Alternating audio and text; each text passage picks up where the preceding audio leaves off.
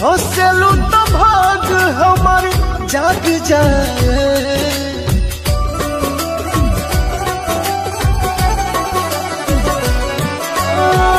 हंसलू तो भाग हमार जाग जाए, जा हमरो मन